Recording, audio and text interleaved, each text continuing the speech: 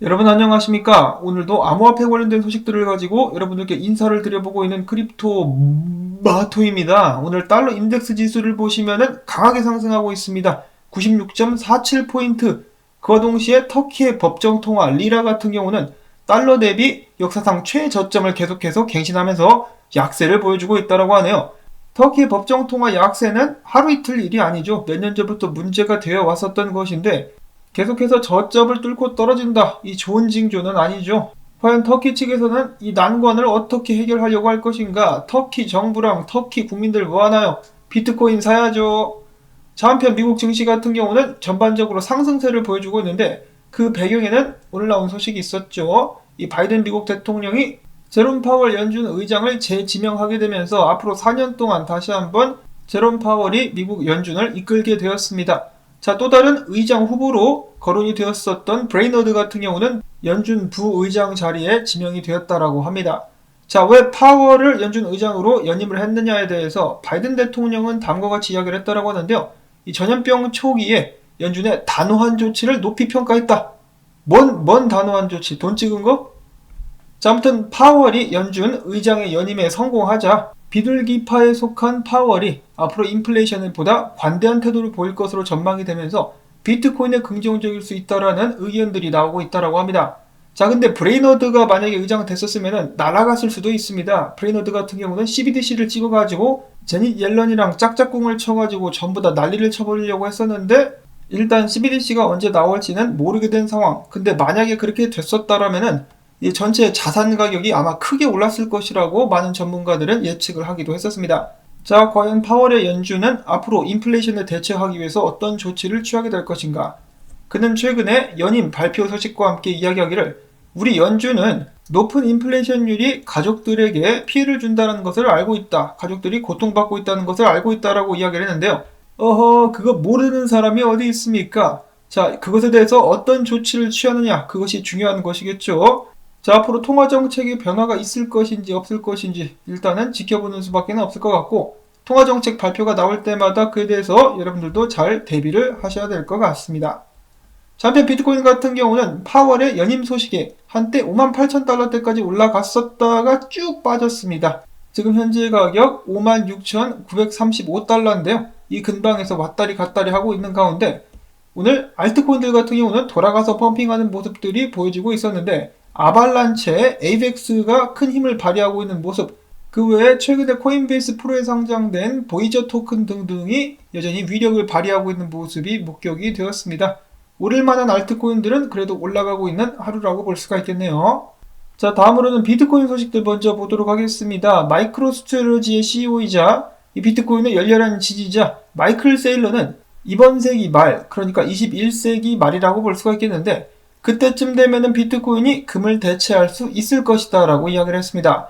그렇게 됐을 때 비트코인의 시가총액이 이 100배 뛰면서 1조에서 100조 달러까지 상승하게 되면서 금을 능가할 뿐만 아니라 통화, 지수, 채권, 부동산, 주식 등의 자산을 잠식해 나가게 될 것, 그리고 비트코인이 상승하게 되면서 가격 같은 경우는 변동성이 줄어들게 될 것이다 라고 덧붙였습니다. 자, 거의 꿈과 같은 이야기다라고도 볼 수가 있겠는데 꿈을 이루어주는 것이 비트코인의 역할 아니겠습니까? 자, 지금보다 가격이 100배가 뛴다. 정말 신나는 세상이 우리들을 기다리고 있는 것이 아닌가? 자, 근데 세기 말은 좀 너무 멀다. 올해 말까지 안 되겠니? 다음으로는 라틴 아메리카 지역의 전자상거래 대기업 멀카도 리브레, 그 전부터 비트코인에 대해서 굉장히 긍정적인 발언을 했으며 비트코인을 매입하기도 했었던 그런 대기업인데요. 이번에 고객들에게 디지털 월렛을 활용한 암호화폐 투자 서비스를 제공하기 시작했다라고 합니다. 자, 그래서 라틴 아메리카 지역에 있는 사람들은 앞으로 이 멀카도 리브레를 통해 가지고 암호화폐 투자, 즉 비트코인 투자도 가능할 수 있게 되었다라는 것이겠죠. 자, 그와 동시에 그들의 강력한 라이벌이라고 볼 수 있는 아마존, 이를 지켜만 보고 있을 것인가? 아마존도 경쟁하기 위해서 비슷한 서비스를 내놓을 수 있지 않겠느냐? 라면서 기대를 한번 해보고 있다라고 하네요. 자, 그리고 한편 비트코인 아카이브에 의하면은 라틴 아메리카에 있는 국가들 전부가 해당 서비스를 사용할 수 있는 것이 아니라 일단은 브라질부터 도입이 되는 것으로 알고 있다라고 합니다. 브라질을 시작으로 해가지고 다른 여러 국가들로 퍼져나갈 수 있기를 바라보고요. 자, 그 다음에 작년에 저도 기억이 나는데 작년 8월 캐나다의 레스토랑 체인 타히니스가 현금 자산 100%를 비트코인에 투자를 했었다라는 소식이 나왔었습니다. 자, 근데 후에 460%의 수익을 거두고 있다라고 하네요. 타이니스 측에서는 이야기하기를 우리가 왜 비트코인에 투자를 했느냐, 인플레이션으로 식재료 가격이 치솟는 상황을 타개하기 위한 전략이었다. 근데 성공했죠. 성공했습니다. 그래가지고 이를 기반으로 해가지고 현재 9개의 체인점에서 앞으로 29개까지 따따블로다가 늘릴 것이다 라고 발표를 했습니다. 자, 이 모든 것이 비트코인의 은덕이다. 그렇기 때문에 우리는 앞으로도 지속적으로다가 비트코인 투자를 계속해 나갈 것이다 라고 그들은 밝혔습니다. 자, 용기 있게 비트코인을 선택한 사람들이 지금 현재 그 보상을 받고 있습니다. 아주 바람직한 상황이라고 볼 수가 있겠고, 다음으로는 또 다른 NFL, 미국 미식축구 리그의 스타인 오델 백맨 주니어가 본인의 모든 연봉을 비트코인으로 받기로 했다라는 결정을 내렸다라고 합니다. 러셀 오쿤과 같이, 그리고 또 누가 있었죠? 백인 2명 더 있었는데, 탐 브레이디랑 1명 더 있었는데 제가 지금 당장 이름이 기억이 안 납니다. 아무튼 유명한 미식축구 선수들 및 스포츠 스타들이 자신의 연봉을 비트코인으로 받기 시작하면서 비트코인이 더욱더 많은 세간의 주목을 받아가고 있습니다. 좋은 소식이라고 볼 수가 있겠고, 자, 그 다음으로 어제 비트코인 도시 건설을 발표했었던 엘살바도르, 이 도시를 건축하는 데 드는 비용은 비트코인 30만 개어치, 달러를 기준으로 했을 때는 170억 정도가 들어가게 될 것이라고 하네요. 어마어마한 예산이 들어가게 되는 도시라고 볼 수가 있겠는데, 성공적으로 설계가 되고 운영이 된다라면은 지금 제 방송을 시청하시는 비트코인 투자자분들께서도 한 번씩 방문을 해볼 수 있게 되는 날이 올 수 있지 않을까. 물론 그때까지 치안이 확실히 안정이 돼야 되겠죠. 다음으로 해서 비트코인 분석 몇 가지를 보도록 하겠는데요. 비트코인 가격 하락과 함께 CME 갭이 또 발생을 했다라고 하는데 58,440달러에서 59,580달러 사이, 여기까지 한번 이번 주에 치고 올라가게 될 수 있지 않을까라는 기대를 한번 가져보고요. 자, 그 다음에 비트코인, 지금 현재 공포 탐욕 지수는 중립입니다. 그리고 이 공포 탐욕 지수 차트의 3일봉 기준으로 봤을 때 상승 시그널이 나왔다라고 이 분석가는 이야기를 하고 있는데요.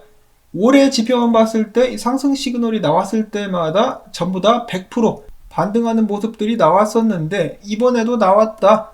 지난 3월 이후 가장 낮은 수치이기 때문에 이번에도 강력한 반등이 나올 수 있지 않겠느냐라면서 예측을 하는 분석가가 있었고요.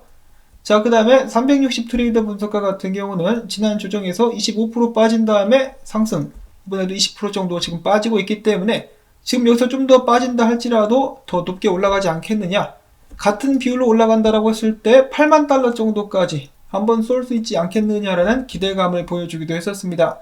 자, 과연 비트코인 언제쯤 정신을 차릴 수 있을 것인가? 일단은 6만 달러 위에서 다시 한번 안착할 수 있기를 바라봐야 될 것 같고요.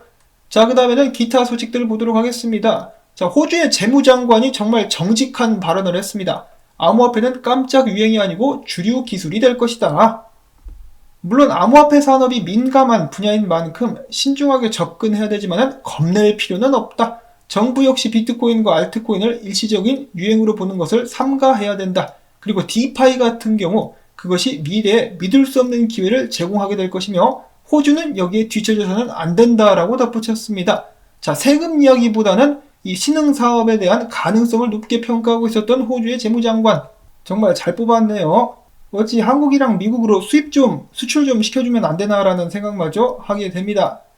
자, 그 다음에 잭돌시의 스퀘어가 최근에 탈중앙화 거래소 벡스를 공개했죠. 해당 탈중앙화 거래소 이름은 TB덱스라고 하는데 이것이 뭐시기냐? 벡스만 봤을 때는 중앙화된 중개자와 신탁 중개인 없이 법정화폐와 암호화폐 금융시스템 사이에 중개 프로토콜을 만드는 것이 목표다. 스테이블코인의 법정화폐의 대명사가 될 수 있을 것이라고 이야기를 했습니다. 이뿐만 아니라 해당 서비스는 디파이까지 적용시킬 수 있을 것이라고 하는데요. 비트코인뿐만 아니라 디파이까지 사람들에게 제공하기 위한 탈중앙화 거래소, 거대 프로젝트라고 볼 수가 있겠습니다. 자, 일단 굉장히 좋은 프로젝트인데 은행들이 나서가지고 또 방해를 하지 않을까라는 걱정이 들기도 합니다. 일단은 초반인 프로젝트, 앞으로 계속해서 발전시켜 나갈 수 있기를 바라보고, 자, 그 다음에 이더리움 소각이 계속해서 이루어지게 되면서 지난주에만 8555개, 지금까지 소각된 총량 같은 경우는 무려 97만 개에 육박한다라고 합니다. 거의 100만 개에 달해가고 있죠. 자, 이더리움 가격이 얼마입니까? 4,000달러가 넘어가는데 4,300달러 정도에서 지금 거래가 되고 있는데 100만 개가 소각이 됐다. 정말로 어마무시하다라는 생각이 드는데요. 가격이 그에 비해서는 아직까지는 크게 오르지는 못하고 있는 상황. 자, 차트 분석을 봤을 때 트레이더 RB라는 분석가는 여기 있는 추세선 있죠. 여기까지 떨어지게 될 수도 있겠다라고 이야기를 하는데 그때의 가격이 3,600달러 선이 될 수 있을 것이라고 합니다. 자, 만약에 여기까지 떨어지면은 저로의 매수 찬스가 또 될 수 있지 않을까라는 생각을 한번 해보고요. 자, 그 다음에 지난 24시간 동안 이더리움 고래들이 가장 많이 거래한 토큰들은 어떤 것이 있을까? 주인공은 바로 체인링크였었다라고 합니다. 이더리움 고래 상위 1000개 지갑 중에서 가장 많이 거래되는 암호화폐였었다라고 하고요. 그 외로는 시바이누, 크립토닷컴, OKB 등등의 코인들이 굉장히 많이 거래가 됐었다라고 하네요. 그 외에 해당 고래들이 매입한 것을 기준으로만 했을 때는 갈라게임즈, USDT, USDC, WBTC, 마나, 일론, 이것도 밈코인이죠. 링크, 샌드, PLA 등등이 있었다라고 합니다. 역시 관심이 많이 가는 부분은 체인링크도 거래를 많이 진행했지만은 여전히 게임 관련된 코인들에 많이 집중을 하고 있는 것이 아닌가. 갈라라든지 샌드라든지 마나라든지 말이죠. 자, 그리고 샌드박스 코인 같은 경우는 최근에 주요 저항을 뚫고 올라온 상황, 여기에서 좀 길을 모으다가 계속해서 상승하지 않겠느냐라는 분석이 나오기도 했었습니다. 자, 과연 게임 관련된 코인들은 앞으로도 지속적인 상승을 이어가게 될 수 있을 것인지, 조정이 오게 된다라면 살짝 콩 담궈보는 것도 나쁘지는 않을 것 같다라는 생각이 듭니다. 자, 그 다음으로 아이오타 쉬머 네트워크가 출시가 됐는데요. 이번에 최초로 제네시스 NFT 컬렉션을 출시할 계획이다라고 밝혔습니다. 자, NFT. 최근에는 미국의 대형 백화점인 메이시에서도 NFT를 출시하게 될 것이라고 밝혔는데요. 웬만한 브랜드에서는 계속해서 NFT를 출시하고 있는 상황. 너도 나도 NFT를 한번 뽕을 뽑아보겠다라고 이야기를 하고 있는 것이 아닌가? 조금 너무 많이 과열된 것은 아닌가라는 생각을 하게 합니다. 다음으로는 비너스 프로토콜에서 내일부터죠. 한국 시간으로 내일부터 일주일 동안 비너스 토큰 바이백을 진행하겠다라고 밝혔습니다. 해당 소식과 함께 약간 가격이 올라가고 있다라고 하네요. 자, 이렇게 해가지고 오늘 나온 정보들 한번 정리를 마쳐봤습니다. 매주마다 새로운 소식들이 쏟아지고 있는 암호화폐 시장. 오늘 나온 정보들이 도움되셨다면 토마토밭 지원, 광고 영상 재생, 그리고 좋아요 버튼을 통해서 꼭 여러분들께 부탁을 드리면서 저는 다음에 새로운 소식 가지고 또 인사를 드리도록 하겠습니다. 안녕히 계십시오.